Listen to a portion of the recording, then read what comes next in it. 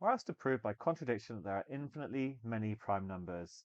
So for this, we're going to assume the opposite. Assume there are a finite number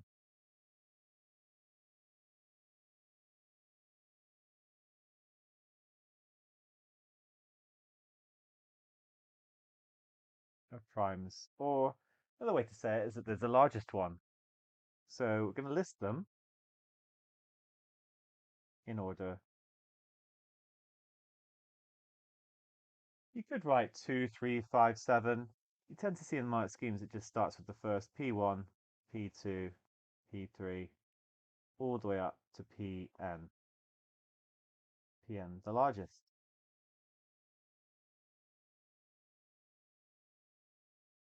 So here's how the proof works. You've got to remember this bit. We're going to consider a number made by multiplying all of the prime numbers together.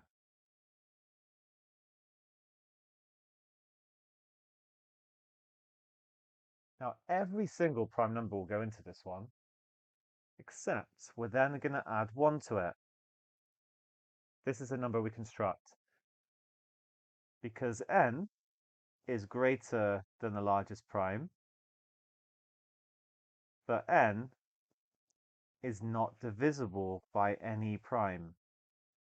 See, the number that was 1 less than it was divisible by every prime, and so we're always going to get a remainder of 1.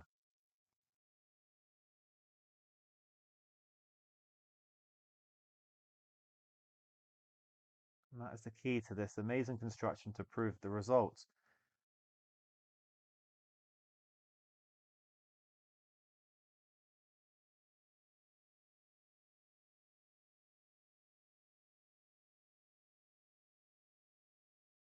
So um,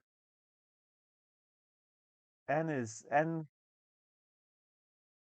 any number, like any whole number,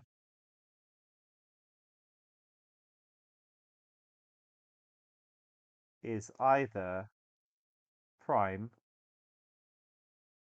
or a product of primes. We can quote that without actually proving it, but no other whole numbers exist.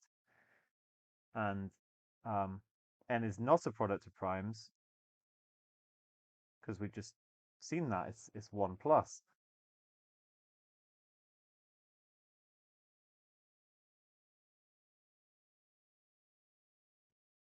So must be prime.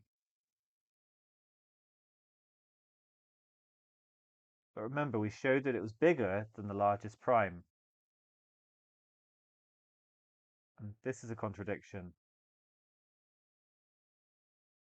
And hence, actually, there is no finite list. There's an infinite amount of prime numbers.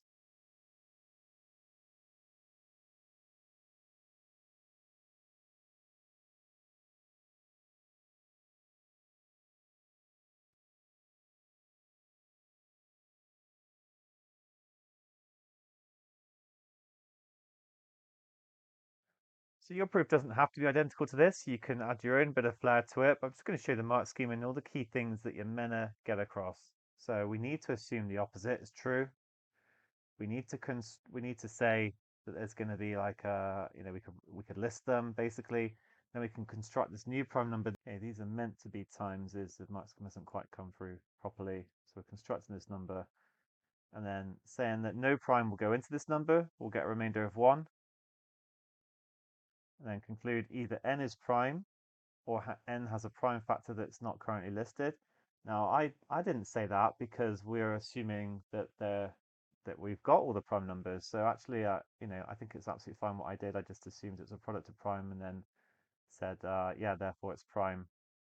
But that was well, yeah, I can see where that is coming from as well. You'd still get a contradiction because we've got all the primes listed. But I'd go down this route, conclude that n has to be prime, which is the contradiction, and therefore there's an infinite number. So those are the key points to hit in this proof. I spent quite a bit of time on this bit, but I just wanted to be really thorough. Well done.